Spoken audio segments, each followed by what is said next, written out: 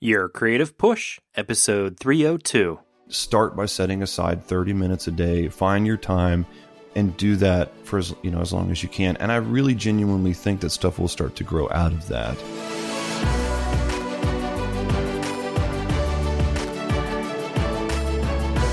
Welcome to Your Creative Push, the podcast that pushes you to pursue your creative passions.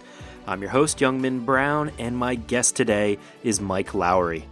Mike is an artist and illustrator living in Atlanta, Georgia, and his work has been seen on everything from greeting cards to children's books to gallery walls all over the world.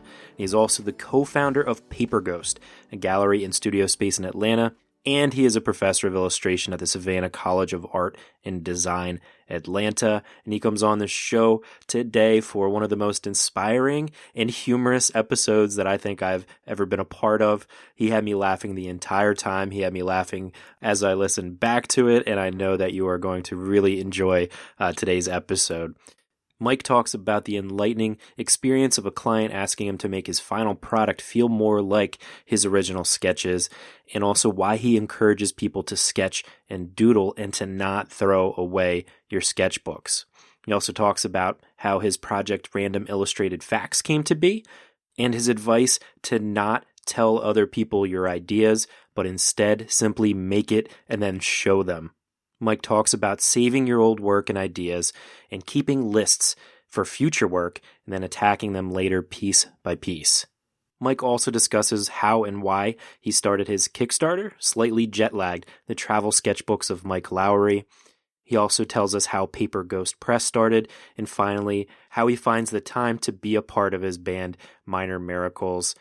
Mike is a guy that is doing a lot of stuff, a lot of different things all at once, as you have already heard and you will hear about in the episode, but he approaches it with such a great attitude, and I really, really appreciated him coming on and sharing that attitude with us. So sit back, relax, and enjoy my conversation with Mike Lowery. Mike, welcome to Your Creative Push, man. Thank you. Thank you for having me. It's a pleasure to have you on. We've been, back and forth a little bit, and I've been looking forward to speaking with you about all your different creative projects for a long time. So I'm really excited to finally do this, man. Don't be too excited, because I will disappoint you with Oh, no. The real Mike is very disappointing. No, I'm just playing. No, it's good to be here. Cool.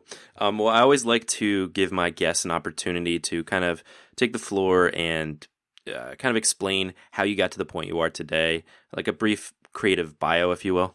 Yeah, sure. Okay, so it started in the late 70s. My parents were having a pretty nice evening, and you don't want me to start that early, right? Hey, man, if it's an interesting story, go for it. I am sure that it was not interesting. So, so I started. Let me think. So the kind of early formative years, I had a grandmother that was an artist. I started drawing really young and just kind of kept doing it. And I had a grandmother who was an artist, but more of like a hobby artist, but she was really into it. So when I would go to visit her, we would draw a lot together and things like that. And then, so that kind of formed it in my brain that that's maybe something I wanted to do. And then in the 90s, when I went to school, everybody was talking about graphic design being the next, big, like digital graphic design, right? That computers are going to change the way we do art and everything. So I went to school for design, but at the same time wanted to do comic strips and drawings and paintings, stuff like that. I ended up going to school for design, and then while I was there, switched over to drawing and painting. I got a job at a screen printing place, and then I worked for the United States Census Bureau as a graphic designer, and always kept drawing like kind of, comic-y type stuff, playful stuff. I went to grad school for painting, which was real weird because I wanted to, draw big images of robots that are saying, why were we programmed to feel the temperature? And they're complaining about it being cold. And we would sit in these, 3-hour meetings and talk about our feelings. and so it's kind of a strange fit, but I liked it. And anyway, so I started teaching pretty young, and just kept making art. I taught graphic design and did graphic design during the day. I did a lot of drawings and did gallery show stuff at night. Well, and then slowly all of these kind of different pieces of my brain and what I was doing came together, and I found illustration, I guess, in my sort of mid-20s. I started really looking more into the actual world of illustration, drawing with a client in mind rather than just, some just random bits of ideas that I was working on. I started submitting a lot of children's book ideas. And then after a couple of years of that, I got an email from an editor at Penguin and asked if I'd be interested in illustrating someone else's manuscript, which I hadn't really considered. I didn't really know you could do that at that point. And, and then from there, I've just been doing children's books and other kinds of stuff, illustration related stuff since then. Now, was there like an aha moment where you were like, yes, this is, you had been doing the graphic design thing and maybe not feeling into it, but then like, what was the point where you were like, yes, I want to do children's illustrations. I want to illustrate. This is it. Well, I even real young, I knew that I wanted to do kids books, but the school that I went to, I just didn't really, when I thought of illustration in the 90s, I thought of, I don't know if you ever saw those illustration annuals from then, where it was just a lot of like airbrushed extreme, like a kid doing a skateboard trick, and his like eyes popping out and stuff. Like I thought that that's what illustration was. I wasn't really exposed to a lot of classic or even, I don't know, stylistically kind of smart illustration at that point. And so I didn't really know what it was. So my transition into illustration, I don't think that there was one moment. It was pretty organic, where more and more of the clients that I worked with that were asking me for design stuff, they kept adding, maybe do more of the drawing stuff. I did have a client at one point who I sent them some sketches for an image that I was working on. And they said, that the sketch had a lot of energy, but then the final, it seemed kind of sterile. And they asked if I could kind of make the final look more like the sketch. And that was definitely kind of that moment of realizing, like, maybe I want to bring more texture into my work, more rough lines, make it seem like it was done faster, I guess. And was that more of like a relief almost? Like the final version can be much closer to the original idea that I have? Yeah, I think it became a relief because I started realizing that the work that I could get paid to do started looking like the work that I was doing in my sketchbooks. Right. And so it seemed like more that transition from graphic design to illustration, rather than people coming to me and saying, hey, I saw this somewhere else. Could you make my stuff look like that? Could you make my annual report or whatever look like this other annual report that I saw? Instead, people were coming to me and saying, hey, I saw this thing that you did. Could you do something like that for us? And then, it started looking like I had made it more, I think. Right. Well, and speaking of sketchbook, and one of the things I love about you is kind of your encouragement, especially to young people, to sketch, to doodle. So could you talk about that a little bit and why you think it's so important to doodle, to sketch? Yeah. So I mentioned that I had a grandmother that drew, and she really, I've talked to a lot of artists about this, and they were never really told to do this when they were real young. But when I was really young, she just recommended that we keep my brother and I would go to her house and draw. And she just recommended that we keep all of our drawings in a sketchbook. And her whole reasoning was then you kind of start to see the progression instead of just loose drawings that you might not look at again. You start seeing everything in order, and you see a progression in the way that you draw. And it just kind of became a habit. Well, then later when I started school, I had a professor that required us to draw in a sketchbook every day. And I think, myself included, I think a lot of us just thought, man, that just seems like such a chore. But then slowly I realized that it wasn't at all. It was just the best way of exercising and training yourself and figuring out your style and figuring out the look for the kind of work that you might do. And I think that it's really important to get out of your head when you're making art. I know that a lot of fine art, you might sit down and really think about what the concept is going to be beforehand. But I feel like I've kind of made a career based on making work that looks sort of immediate, but a lot of my stuff is really narrative, and I come up with that stuff by sitting down and just drawing and not just thinking about what I'm going to make. And that, I don't know, that gets kind of exhausting too. I'm working on something right now that I have thought about for a very, very long time, and signed a contract with the publisher. And then immediately I realized, like, oh, now I have to sit down and actually write this thing out. And I've been thinking about it so long that it's kind of intimidating to actually sit down and do the work, whereas to sit down in a sketchbook and just start drawing, like, glaciers in Iceland, that's just kind of a fun thing to do. But if I can sit down and actually just take it a piece at a time, then it's not nearly as intimidating, right? Right. And a lot of the times we talk to people that have these big intimidating projects. And for me, that's like the whole reason the podcast started, was this project that I had thought about for a while, and it took me like years to finally like do it. And all it was mental resistances of me telling myself, oh, I can't do this. And then making this thing into this almost impossible thing that I have all these excuses and every reason not to do it, but really it's just as simple as sitting down and doing it. But yeah, it's not only like the intimidation of doing it, but suddenly like all these, if it's been in your head for so long, all of these different aspects come into it and becomes this much bigger project, this much more grand project that you haven't started to flesh out. So it's that much harder to kind of get it down on paper and to flesh it out. Yeah, you're right. And I think that that's absolutely right. And I think that I really get into that spot when, if I've been thinking about a project for a while, that, oh, but what if it had a chapter about this? And, instead of it being all about this, what if I added this whole other element to it? And I think that that's one good thing about, keeping a sketchbook, that it's so important, is that you can kind of just pull directly from what's already on paper, and you can see if something's working or not. It's kind of like my wife and I have talked about doing some house renovation stuff, and I think other people can just really picture it and just jump into it. And for me, it is absolutely intimidating because I can't even picture what a room would look like if it was a slightly different color. And I'm a visual person. I mean, I'm not a dum-dum. I don't know why, but it absolutely stresses me out.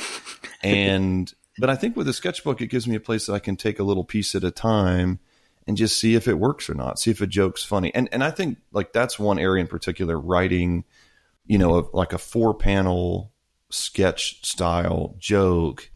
I love just in a sketchbook working out these little, okay, this character might pause, and then there's this little punchline at the end. I think a sketchbook is a really good place for that. But I think you're right. I think sometimes it's just a matter of, I have talked with some friends of mine for years about, oh, wouldn't it be kind of funny just to do a podcast about this or that?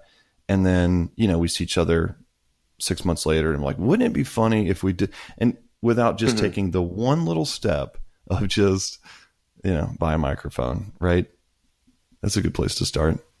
And it's really that simple. I'm always encouraging anybody that mentions podcasts, like my eyes light up. I'm like, yes, do it. I'm such an advocate for doing podcasts, because it is that easy as buying a microphone and just jumping on Skype.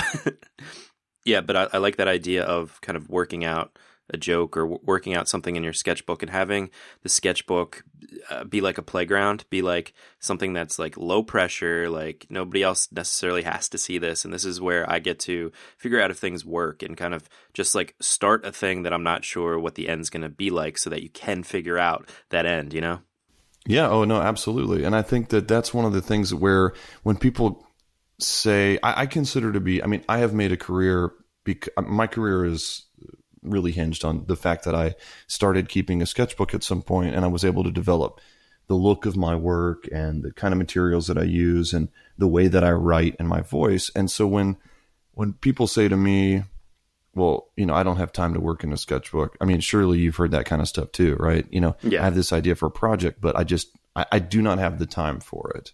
But then you can see that they're like really active online, posting stuff about, I need some me time, on Facebook or whatever. I was like, why are you posting that? Who is that for? Nobody wants to read that. And then their breakfast that took them like an hour to cook. Oh, right. Yeah, absolutely. This smoothie is going to change my life. But which I think was a Baskets reference. Now that I have you started watching Baskets yet? No. It's the Zach Galifianakis show. Oh no, I gotta see it. It's absolutely incredible. Yeah, it's one of my favorite shows right now. So I think that going back to this idea like of finding the time, to me it seems like, well, people make time for what they consider to be important, but sometimes you have to create a habit, of course. I mean, it's what your whole podcast is about, right? Like getting excited about some idea that you have and really moving forward with it. And I think for people potentially like the way that you've described yourself or like myself, I think, you could get kind of tired or excited about the next thing as soon as you start something else. So sometimes you just have to sit down and make the time and kind of plow through it, get some work done. Exactly. Or, as you're working on a major project, like take the time to get some distance from it to do a different project. And I know you have like a lot of different projects and things going on. And I wanted to ask, how did Random Illustrated Facts happen? Because that's like a kind of a divergence from like your children's books and stuff like that. So how did that kind of come to be? So I taught for about 8 or 9 years, I guess, at the Savannah College of Art and Design. And because I was working full-time freelance while I was teaching, I would schedule my classes really early. I would do 8:00 classes, which of course, the college students absolutely loved me for that. Yeah, you're the worst. They really championed. I was, really considered to be an outstanding person. It's funny. Every time people would say, why is this class at 8:00? They would say it in front of me thinking I had nothing to do with the schedule. And there was a coworker who scheduled the classes, and he was a good friend of mine. And his name was Rick, and I would just say, yeah, it's Rick. He makes me do these 8:00 classes, but I would do it and I would just blame it on him. But, yes, but I would do it because then I like to be done early. But since I had to get there at 8 and the traffic in Atlanta is weird, I would get there at 7 in the morning. So I would, get up even earlier, and then I would get there at 7 so that I would have a forced dedicated hour by myself to just sit and draw. And I did this for a really long time, even when I taught at other schools. And there was I hit this point where I knew that I wanted to practice more hand lettering, and I wanted to keep drawing in my sketchbook. I didn't really know what to draw. And so I had read something really weird that morning. I think it's the fact that I had read that a chicken nugget had sold for a lot of money on eBay because it looked like George Washington. And I just thought that seemed like a really funny thing that could have a funny visual of a chicken nugget that looked like George Washington. So I just drew it out. And then the next day I did something else. I picked another one about there was a time in Japan when chili peppers, they would cut them up and put them in their shoes to keep their feet warm. And it's all real stuff. And I just kept doing it. And then, around the time that I started doing that was when I got introduced to Instagram, and it sort of started to pick up. So I just started posting them on there, and it was a pretty good reaction and response from it. So I just kind of kept doing it until then later, a publisher called Workman that I'd already been working with at the time, they reached out and asked if I would want to do a book of those. And I said, what? No, I'm just kidding. I said, yeah, absolutely. And then I ended up doing a couple hundred of them. And then I picked, 200 and something of my favorite pages worth of them. And we did a book. That's so cool. My favorite, by the way, is the one about the mortgage coming from Old French, meaning death pledge. Oh, yeah. Which is kind of good timing that you reference that one, because we're about to move in the same neighborhood, and I'm starting to feel like I understand why that word comes, has that history to it. But I feel like it was a really good way of combining some of the things that I like. I really just like nonfiction, but kind of funny stuff. And I think, again, it's just it came right out of my sketchbooks. It's just this thing that I was doing just for myself as a practice thing. And then I got into this really lucky situation of being able to get paid to do it, which was nice. Right. And I think that's like the coolest part of that story is, it's something that you did for you, something that you did without kind of the thought of, oh, I mean, I'm sure after a few of them, you're like, okay, this could like become like a thing. Obviously, it did become a thing. Maybe this could become a book, but like it just started with that one, like, oh, there's a funny thing I just saw. Let me draw that in my sketchbook. Like, no pressure, just like go for it and just start, and not like think about, for 2 years about, oh, okay, all right, let me collect 200 random facts and then I'll start illustrating, or you know what I mean? It's just like starting. It's so important. Yeah, that's right. And I think that I'm kind of I was in a lucky situation where I was already working with publishers that I could approach about that, because I think on the flip side, there's a piece of advice that I heard. Stefan Sagmeister, the graphic designer, kind of guru guy, he came through Chattanooga, Tennessee in the, I guess late 90s, early 2000s. And he gave a talk. And one of the things that he said that really stuck with me, that I used to say a lot when I was teaching, and I still think about, he was saying that he got into the habit of, if he had an idea for a project, to not tell other people that idea. And the reason is because he said, if you have this great idea for a project, I want to do this podcast about encouraging people to do the creative thing that they've been wanting to doing, which is an idea that I had recently. I'm just kidding. That's your idea. But instead of saying to your friends, I have this idea, to actually make it and get started with the idea. And he said, because the reason is that if you tell someone the idea and they say, oh, that's an awesome idea, or that's a great idea, then you now have the reward of coming up with that idea, but you don't have anything to show for it. You just have the compliment. And so I think that that's kind of an interesting way to look at it too. I think that sometimes people post every single thought that they have on social media, and they just want this immediate feedback. But once you get that feedback, I mean, I've had ideas for books before that I won't tell my wife, who I collaborate with a lot. And we talk about, we don't directly work on each other's projects necessarily, but where we talk through all of our projects. But I have sketched stuff out before I show her, because if she's kind of lukewarm on something because, I'm not explaining the idea correctly, then I'm going to lose confidence in the idea.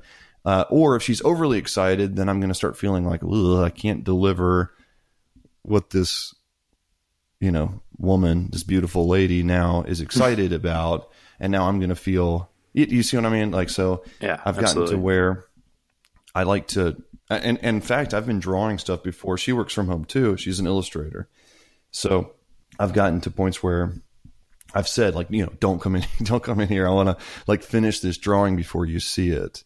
And then she sees it and she's just like, another mediocre drawing from a mediocre man.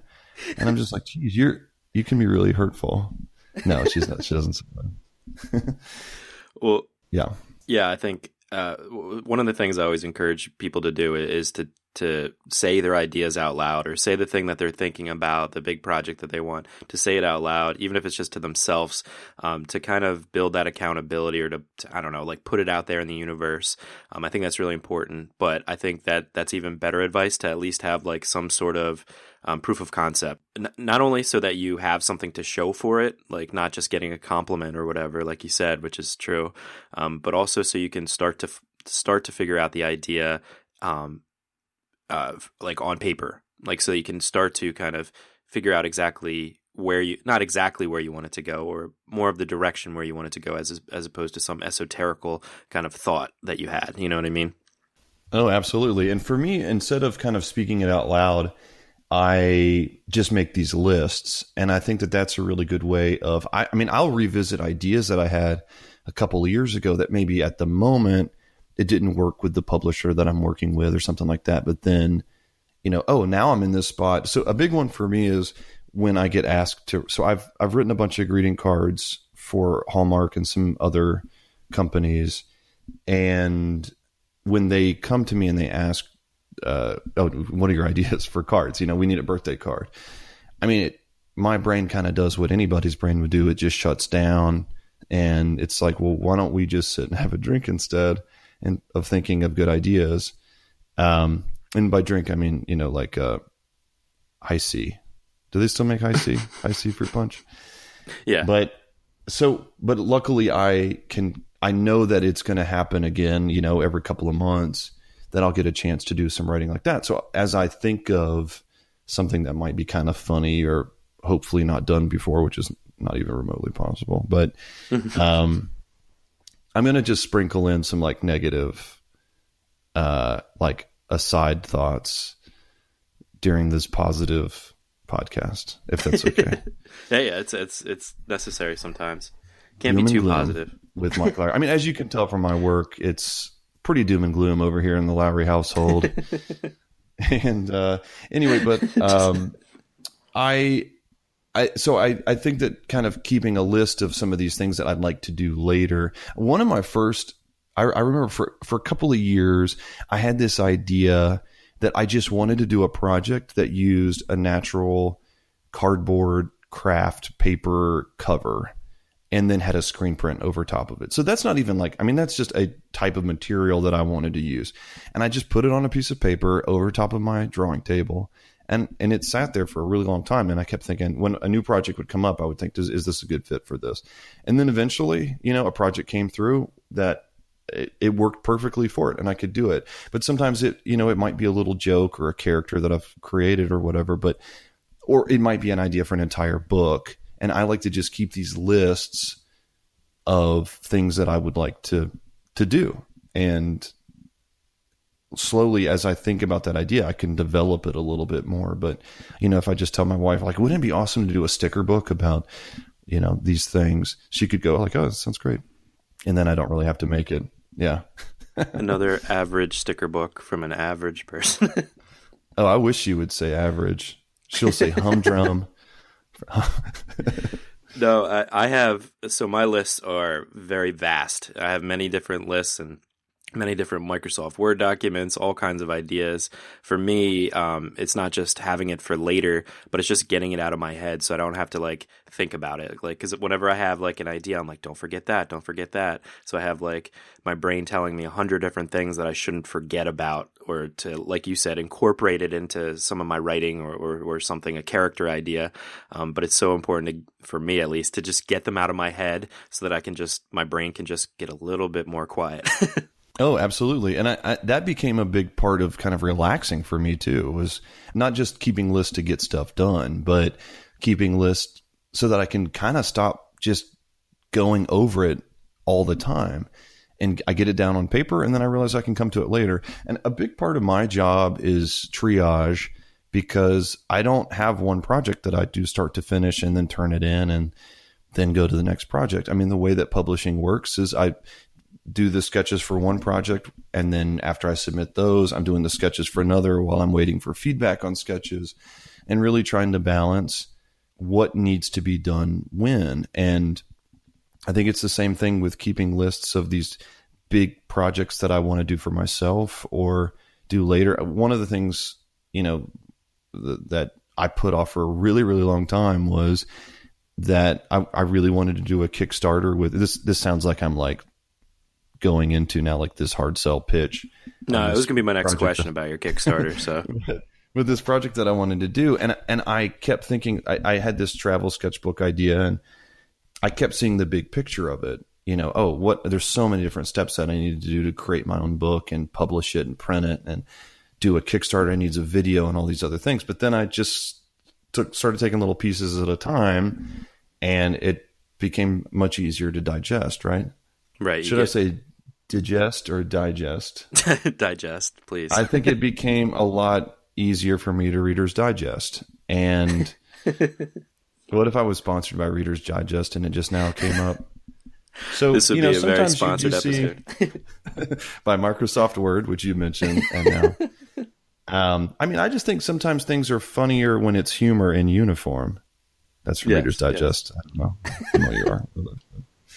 Anyway, so I think that these like little piece things, and as soon as I did the smallest piece, it just started to really go, and now it's a really enjoyable process, and it doesn't feel overwhelming anymore. Right, and for people that are listening now, this will be out towards the end of August. Can they still get involved in the Kickstarter? Yeah, so the way that it'll work is, so my Kickstarter is a collection. I went back through all these sketchbooks that I've been talking about nonstop that you are tired of hearing about, but Never. I went through these sketchbooks and collected some of my favorite. My wife and I also, and even before I met her, I've been a avid traveler, and I've always made a big point to travel a bunch. And so I keep a sketchbook with me when I travel, and I went through and collected a bunch of, I feel like there's always a point when I'm talking or teaching or, giving some, I don't know, whatever, where I start realizing I become hyper aware of how my voice sounds like a didgeridoo. And it's like, and so don't listen to this podcast while you're driving, because I think it will lull you into, making a right turn into like an oak. But so I went through and I started piecing together, I just realized I would love to make a book that just collected some of these travel drawings. And so then I made a video, and I started by just getting some of my favorite images from the spreads and putting up some sample spreads and kind of seeing what people, if they'd be interested in it. And then I started doing this series of videos where I was pretending to draw everywhere that I went. And it's just stupid stuff, like me sitting at a sushi restaurant drawing. And I did one over the last weekend. I was in the It's a Small World ride at Disney World. Oh, nice. And I got my daughter, she's 11. She's my primary videographer. And she filmed me pretending to draw during the It's a Small World ride. I did one in a helicopter over the Grand Canyon, which was a lot of fun. And it's funny, while I was doing that one, the pilot, we've got headphones on, right? And so it's like, and he's like, if you look over there, you can see where they filmed Thelma and Louise. And then, over here is this and that. And then he's like, are you pretending to read in the helicopter? And I said, no, I'm pretending to draw. And then it was just like silence. I love how he called you out for pretending to, like, are you reading? Are you pretending to read? Yeah, no, I mean, he said pretend. He's like, oh, and he actually said, like, I'm going to tell everybody that you were pretending to read on this flight, and then it was, and I was like, no, I'm pretending to draw. And then it was just, radio silence. And here I am sitting next to a man who knows how to fly a helicopter, and I felt like I was like 11 years old. And so, So I started kind of collecting all these pieces together, and they were fun, fun things to do in small pieces. And I have a friend that we don't always do it, but we have made a point over the years that we've known each other. We like to make something when we hang out, so we can still talk a lot, but then we try and make something while we're hanging out. And so we just got together, and one night for about 4 hours, just screen printed some posters to go along with the book. And so all the pieces just kind of fit together. So you're asking, so when people are listening to it now, like, can they still get it? So what I'm going to do is, once the Kickstarter is over, so the book got fully funded, so the book will definitely happen. So then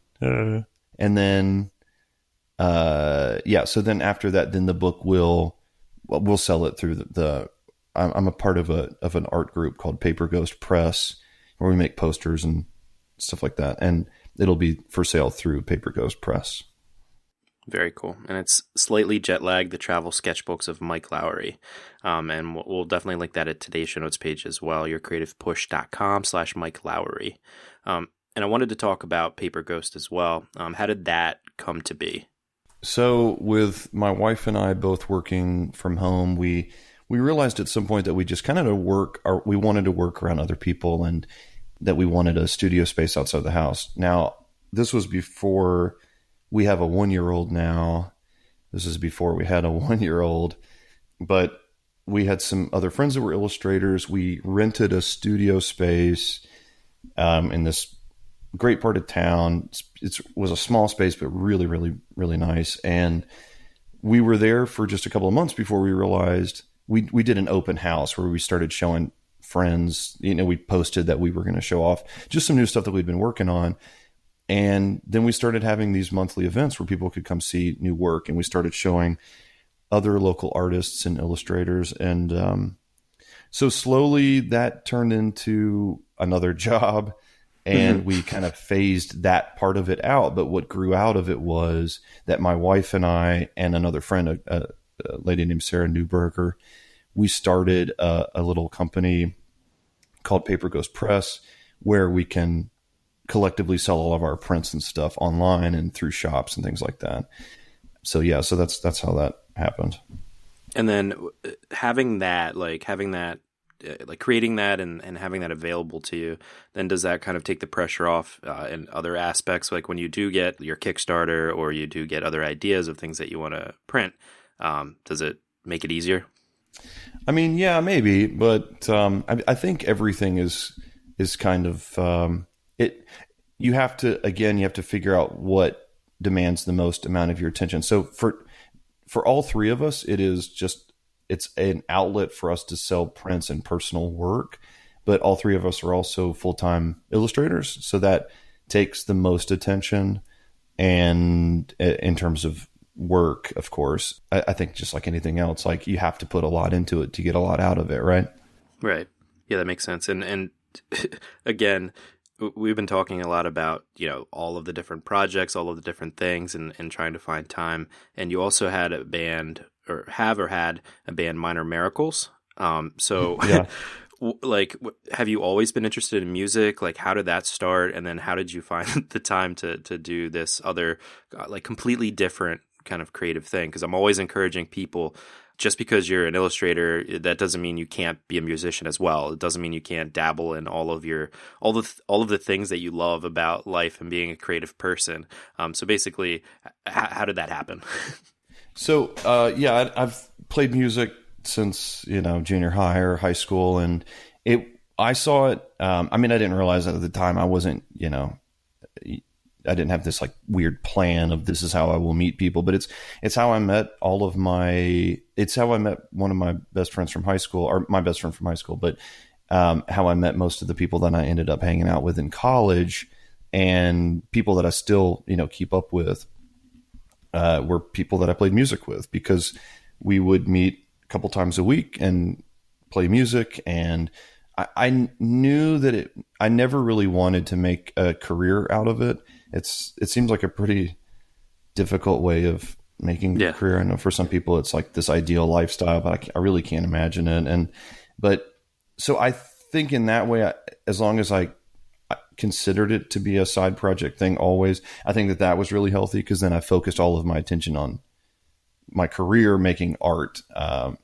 Career wise, I'd focused my attention on making art. But then when I did find extra time, I keep instruments around the house, so that, when I sit down, and of course now when I'm watching my son, 7:15 or whatever, when other people are like wide awake and like super happy to be alive, I'm just like, I love him so much, but just close your eyes, just sleep till do 9:30. And then, but even this morning, then, before my daughter went to school and while Oscar was awake, we, just played a little bit of music on I have an older electric piano. It's a Wurlitzer electric piano. And I just have always found it to be it's just a natural thing. Anyway, so I really like to do, I'm dragging out the answer, but then I kept doing it. Again, never saw it as a career path or whatever, but we would get together. And again, it's just a way that I like to hang out with a certain group of friends, that we get together and we make something. And for that group, we make music together. And, instead of going to Vegas together for a weekend, because, we don't have the confidence to be like people on television that are dudes that get together and go to Vegas for a weekend. Yeah. We instead get together and we'll record some stuff. And just a couple of really good things happened, where then one friend got into music engineering and recording, and the other friend he had the audacity to think like, oh, we should get together and actually lay this stuff down. And the band kind of perpetuated because of those things. And then how much time do you put into it? Because like it's really good. Like I've listened to music, like, and I have a couple songs on my playlist now. Like it's very good music. So like how like much practice, how much time did you put into recording at least some of your albums? Well, I'll start by saying thank you for the compliment. No, you're welcome. I'm serious. Well, thank you. You know, I think I don't know. I mean, for a while, everybody's schedules just really kind of synced up where we could practice a lot and get together a lot more, and we would get together and record for long weekends. And slowly, I mean, of course, it's, you know, the, I guess, typical story, but slowly everyone's schedules got more and more busy. So now the way that it works is I'll make a point of setting aside a certain amount of time during the week or when we travel. It's gotten easier because I can actually write out ideas on an iPad or on my phone for new songs, and I can send those to the other guys. One guy lives about 5 hours away, so obviously we don't get together and practice that much. And so I can send him pieces, and then he'll record his parts and then send them back to me. And so, yeah, that's kind of the way that we do it now. Very cool. Well, we'll link up that as well on the show notes page today, Minor Miracles, for people to check out. And Mike, I really appreciate you coming on the show today for sharing your story. But we always like to end the podcast with the final push. And that's where I ask you to reach through the microphone and grab the shoulder of one of the listeners that you've already really inspired today, and just give them your best final words of advice and really push them to pursue their own creative passions. Okay, so here's what I'm going to do. Instead of making it, you know, kind of this broad stroke thing, I'm going to be real specific, okay? Okay. You ready for it? I am absolutely ready.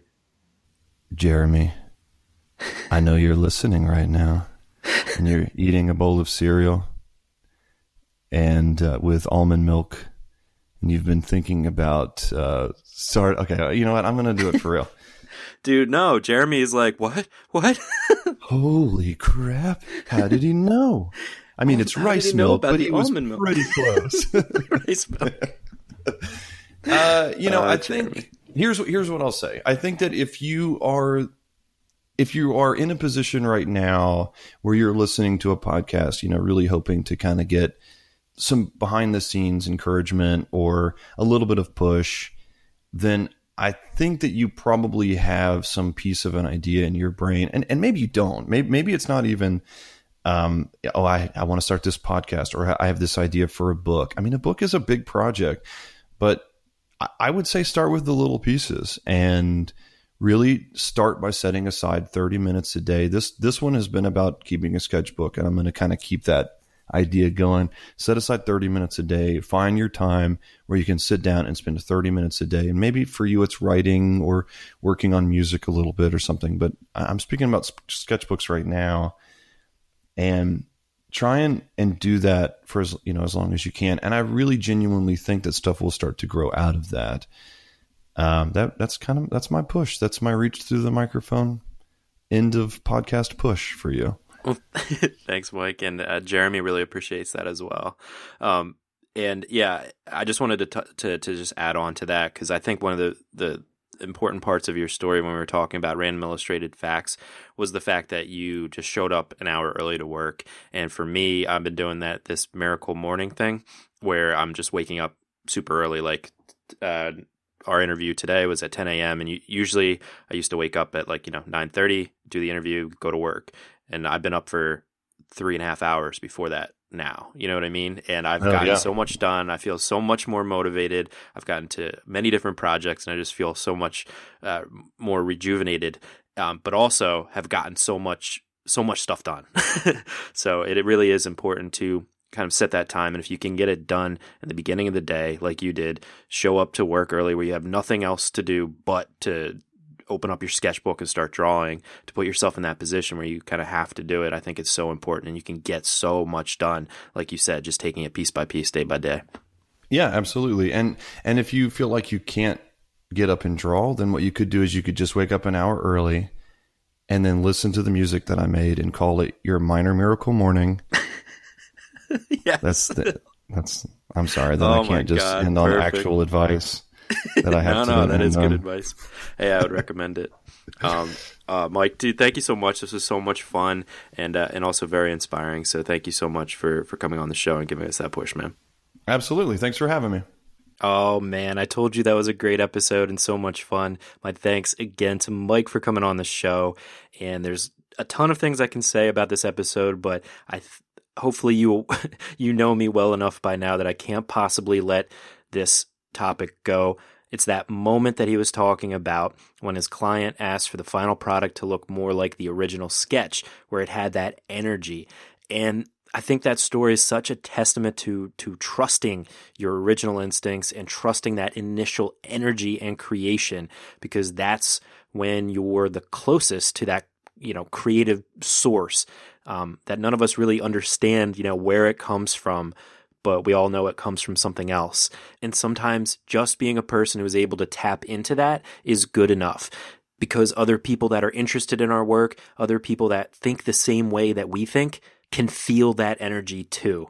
So my advice to you is to just listen to those signs when other people that are looking at your work or perhaps paying you for your work do give you that feedback that your first draft is better, or they connect with your first draft better. Don't get offended. Instead, take it as a compliment, because that is them showing you that they can recognize that energy in you. They can recognize your ability to tap into that creative wellspring that we talk about sometimes. And when you can revert back and go to that original energy, that original creative force that you had when you were creating this thing, that sometimes takes the pressure off as you're creating it, to not think too far into the future, to not think about how much more work this thing needs. Perhaps it's good enough right when it comes out, or very close after. If you want to find out more about Mike, please head to his website, MikeLowery.com. On Instagram and Tumblr, he is Mike Lowery Studios. You can find Minor Miracles at minormiraclesmusic.com. And we'll have everywhere you can find Mike, as well as everything we talked about today, at yourcreativepush.com/302. On our next episode, we have Polly Guo. Polly is a former Adventure Time storyboard artist and a current DreamWorks storyboard artist, and she is the creator of some fine personal work as well. And she comes on the show next week for a very inspiring episode where she really gives us a glimpse into her creative process and how she sorts through her feelings through her art. If you want to check out Polly's work before the episode, you can head to her website, pollyguo.com, POLLYGUO.com. On Tumblr, she is Polly Guo, and on Twitter, she is also Polly Guo. Or again, we'll have that linked up at today's show notes page, yourcreativepush.com/302. But that is all I've got for you today. Hopefully you were inspired to go and get your work done. So go and get it done. We will be here for you next week if you need that push again. I love you all so much. Go get some amazing work done, and we'll see you next time. Bye. Never miss a push. Head to yourcreativepush.com/subscribe to find the easiest way for you to subscribe to the podcast.